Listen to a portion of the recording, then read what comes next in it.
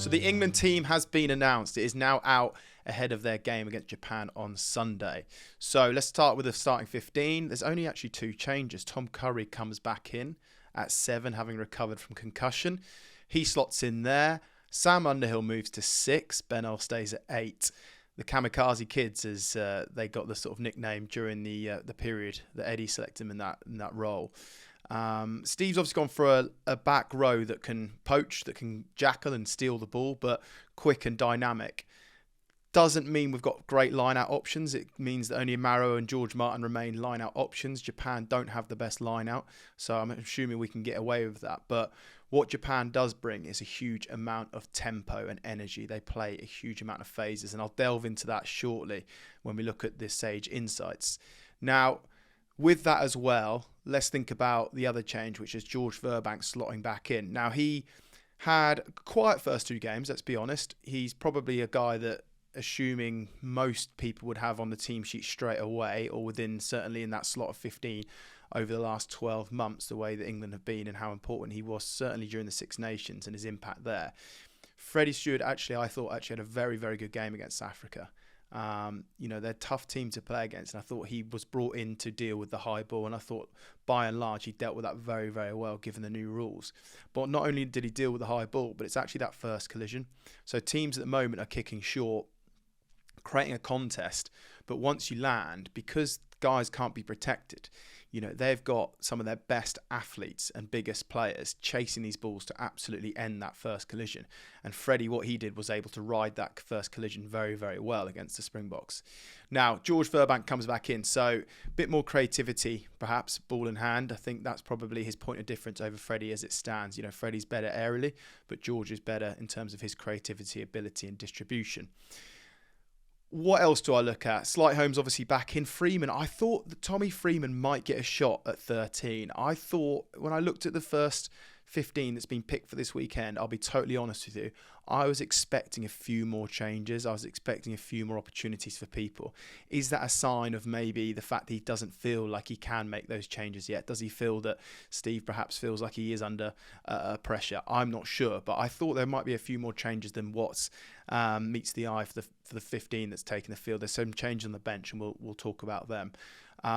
But I thought that Tommy Freeman might get a slot at 13. I've seen him play there at Northampton. He can be very devastating in that position. He's had a quiet, I suppose, autumn series by his high standards, and I suppose the expectation that he's done through playing so incredibly well again over the last 12 months. And his time before that is like your expectation of Tommy now is very, very high. And I thought that to get him in the game a little bit more, they might have actually put him at 13 and moved Ollie Lawrence to 12, especially with George Furbank at 15, because Slade's in there at 12 to be an extra distributor and creative player.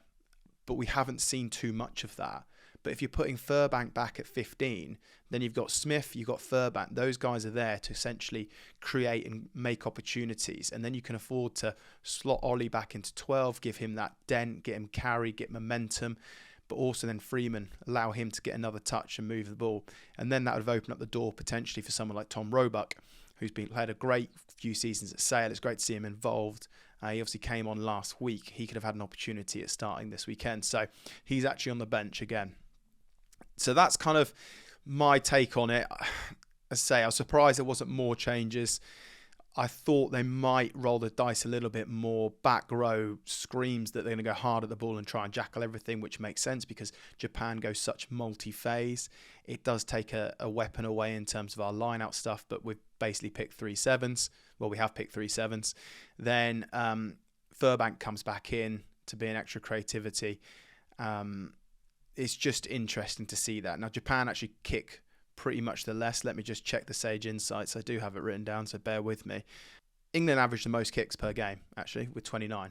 So there's no surprises there. They've gone to the air. They've kicked the ball a huge amount, especially when you think about last week against Africa and against New Zealand in round 1. Not so much against Australia, but they kicked the ball per game with an average of 29, and the lowest being their opponents this weekend is Japan with only 19. So therefore there isn't a huge aerial threat coming this weekend as there was the previous week against South Africa. So George Furbank's there, so there won't be as many kick return opportunities as you'd expect although I would be intrigued to see how many times England kick the ball this weekend, because it is a proper contrast of styles when you look at the Sage Insights. Now, on the bench, look, you got Luke Cowan-Dickie, Finn Baxter, but for me, Asher Opoku-Fordjour, to see him involved is fantastic. Obviously, my co-host Coley misses out on this weekend, but we've been looking out for sort of a young tight head to come through. Now, he plays tight head at Sale. He can actually play both sides, which is a real sort of gem, I suppose. It's not many people get to do that. Myself and Coley have spoken about this previously on a podcast, and Joe Marler, it's a good episode. You can check it out. And we talk about how not many people can play both left and right, loose head and tight head. He is a player that can do that. Sale play him as a tight head. Now, Joe Marler, once he announced his retirement, they brought in Asher as a loose head replacement. I think England have seen him as a loose head, a potential loose head moving forward. Sale have seen him as a tight head.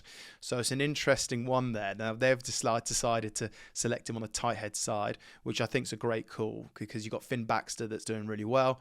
Obviously, very young in terms of his international career thus far, but you've got him. You've obviously got Ellis Genge starting, of course, but you've got Beno Abano, who's not in the squad, but he's certainly a very, very prolific scrummager and very good player. You've also got Bevan Rodd, who's been out injured. So in terms of loose heads, we are very, very stacked in that. Tight heads, not so much. You've got Joe Hayes is another one that isn't in the squad currently, but good to see Asher in there. They've moved him to tight head, so it'll be interesting to see how he goes this weekend. Chandler Cunningham South drops onto the bench. So it'll be interesting to see whether he comes on at 6 or 8. That'll be an intriguing one. Keep your eye on that. I suspect he'll obviously be unleashed at some point. And, you know, although you've got Curry and Underhill and Earl all starting, you do lose a little bit of dynamic carry, which Chandler has been doing outstandingly well for the last 3 games. So he's going to be obviously used as an impact. Now, Harry Randall's back on the bench again to come on with Finn Smith. So George Ford drops out. Finn Smith, I think he's been magnificent, really. When you look at, for me, I look at Finn Smith, he's got a real test attribute and qualities. So the way that he's gone about his business at Northampton, the way they won the league last year, but if I think about some of the games he particularly played in, think of that game against Munster at Thomond Park and the way he did that, the drop goal and just that game management. I've seen him do it a fair few times anyway. He did a drop goal, of course, in the Premiership final. Just gone. I just think he's got a nice test match feel to him, and I suspect that he'll be put on at some point and give him a decent go, which could mean that either Marcus is totally replaced at 10 and give Finn maybe 20 minutes at the end, or Marcus will move on to 15 and bring Furbank off and let Finn Smith have a crack at that. So, you know, Marcus' incredible ability allows him to kind of move around the back line, whereas Finn Smith is an out-and-out 10. So suspect him to come on maybe with 20, 25 to go, and Marcus either comes off or goes to fullback, and George Furbank will put his feet up for the remainder of the game. And that pretty much concludes England. So my overview feeling of that as such is back row to Jackal, back row to run fast. Japan goes so multi-phase, Furbank back in to be an extra distributor playmaker. I feel like there was an opportunity to put Tommy Freeman at 13. I really want to see him have a go there. I think he's terrific at Saints when he slots into that. He's a big, powerful runner, and we just haven't been able to feed him the ball so he can do the damage that we know he's capable of. Great to see Asher in there. Cunningham himself drops into that, and Finn Smith back in the mix. Then I just want to talk about, having looked at the Sage Insights, the contrast of styles, just to give you a sort of snippet. And this is why I'm intrigued to see how England go about this weekend. I suspect maybe first 20 minutes they'll stick to what they've done previous and let Japan almost blow themselves out with the speed that they play and what they try and do. So I'm just going to give you some statistics here that are quite interesting. So in terms of the attack, England lowest average passing count of 113 in all the Autumn Nation series. So they have the lowest passes per game than any other nation that's taken part in this series. So that shows you how much growth we've got in our attack. And something that myself and Ant Watson have been speaking about for the last couple of weeks now is I feel like there's more in us to move the ball and put teams more under pressure, and we're not doing that. England are also the lowest average pass to kick ratio, with 4 passes for every kick in the Autumn Nation series. So again, we don't go many phases before we look to turn a team, look to kick it and change it. Japan are an absolute total contrast to this. So they will go high phase. So the second highest passing average count with 202. Only Italy above them with 211. Then you look at Japan, also have the highest average pass in play kick to ratio to all the other teams in the Autumn Nations series again, with 10.6. So you compare that 10.6 to England's 4. That is crazy. England averaged the most kicks with 29, and Japan also averaged the lowest with only 19 kicks, which I think I've already mentioned, but I felt like mentioning it again. So essentially, you've got a real contrast in styles here. You've got Japan that want to play a lightning tempo. They want to go multi-phase. They want to go 10 phases or so before they even look to kick the ball away. England, on the other hand, want to play low phase count. They want to go 4 phases, and if they've got momentum, they keep it. If not, they're looking to turn teams straight away. I suspect, I'd love to see England throw some more shots this weekend. I'd love to see them hold on to the ball, especially on the 22. When I think about the 22 attack that we saw against Africa, and it was an open invite at the back end of the game, I would love to see this England team be more efficient down there, be more ruthless is a bit of a throwaway word, but I'm going to go with it. Be a bit more ruthless in the 22. We became a bit one-out runners. I'd like to see us a bit more creative in there, a bit more sharper in terms of what we're trying to do. If I think about South Africa and the way that we played, it was like one out carry. I'd like to see some tips. So what I mean by that is when you've got the arrowhead, which we've spoken about, that pod of 3 forwards, hit that middle guy. I'd love to see that be tipped away, move the point of contact to generate quick ball to then play on top.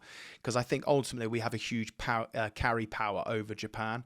So the more that we hold on to the ball, we'll win collisions, we'll create speed of ball. That this weekend, I suspect, and I'd love to see England go a lot more multi-phase and build on that, but equally be a lot more efficient in terms of their ability to come away with points in the 22. So there you go.